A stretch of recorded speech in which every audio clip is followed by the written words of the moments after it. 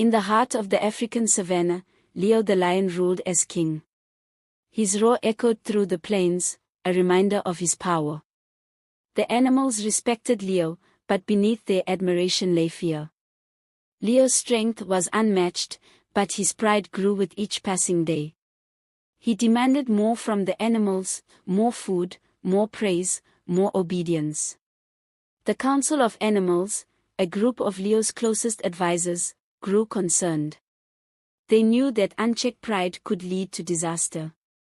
Koto the tortoise, the smallest and oldest member of the council, watched quietly. Unlike the other animals, Koto was not afraid of Leo. He knew that strength alone was not enough to be a true leader. As the council whispered about Leo's growing arrogance, Koto devised a plan to teach the lion a lesson in humility. One day, after a particularly boastful speech from Leo, Koto approached the lion. "Your Majesty," Koto said, bowing low, "I have heard of a tree on the other side of the river that bears the sweetest fruits. But only the wisest of creatures can reach it." Leo's eyes gleamed with interest. "Wisdom," he scoffed. "I am the king of the savannah. There is nothing I cannot do. Lead me to this tree, tortoise, and I shall prove that I am not only the strongest but also the wisest."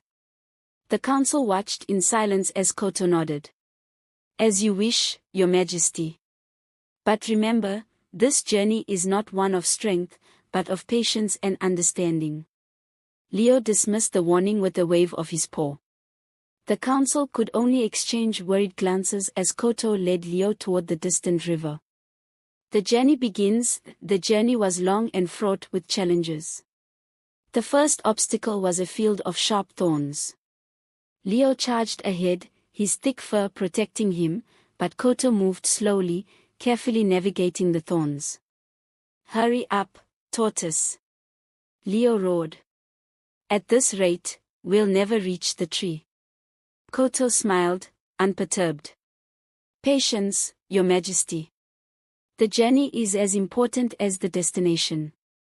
Next, they reached a wide, muddy swamp. Leo leapt across effortlessly, his powerful legs carrying him over. But when he turned, he saw Koto slowly trudging through the mud, his small legs sinking with each step. Frustrated, Leo called out, "Why are you so slow? We have no time for this." But Koto simply replied, "Slow and steady wins the race, Your Majesty. Rushing only leads to mistakes." As the sun began to set, they finally arrived at the river's edge. The water was deep and fast, but there was a narrow log bridge that led to the other side. Leo, confident in his balance, started across but was soon swaying dangerously as the log wobbled under his weight. Koto, however, took his time, inching along the log with careful precision. When they both reached the other side, Leo was exhausted and frustrated, while Koto remained calm and collected. "Where is this magical tree?" Leo demanded, eager to end the journey. "The magical tree," Koto pointed to a tree in the distance, its branches heavy with golden fruit. The tree stood tall and proud, its roots deep in the earth. Leo's eyes widened at the sight. Without a second thought, he ran toward the tree and leaped, trying to grasp the lowest branch. But no matter how hard he tried, the fruit remained just out of reach. Panting and sweating, Leo turned to Koto. "What trickery is this? You said this tree could only be reached by the wisest of creatures, yet I cannot grasp the fruit." Koto chuckled softly. "Your Majesty, the fruit cannot be obtained by strength alone. Look around you. Use your mind, not your might." Leo, frustrated, looked around. Then he noticed a large rock nearby.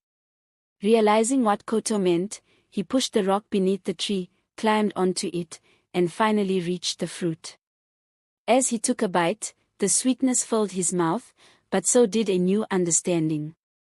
The lesson learned, Leo turned to Koto, who was smiling up at him. "You've taught me a valuable lesson, Koto," Leo admitted, his voice humbled. Wisdom, patience, and humility are as important as strength. I see now that a true leader must possess all these qualities. Koto bowed respectfully. Your Majesty, you have always had the potential to be a great king. Now, you have the wisdom to match your strength. When they returned to the savannah, the Council of Animals greeted them with curiosity. Leo, now wiser and more humble, told them of the journey and the lesson he had learned. From that day forward, Leo ruled with a new perspective, valuing the wisdom of all creatures, big and small. The story of Leo and Koto spread throughout the savannah, a tale of strength tempered by wisdom. The animals no longer feared Leo, but respected him as a just and fair ruler. And as for Koto, he remained the quiet, clever tortoise who had taught a lion the true meaning of leadership.